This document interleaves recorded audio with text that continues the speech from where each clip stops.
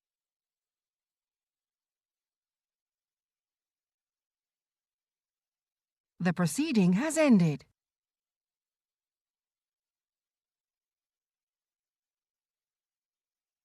The proceeding has ended.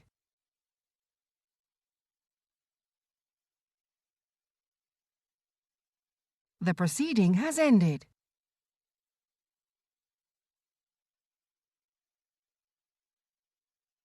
The proceeding has ended.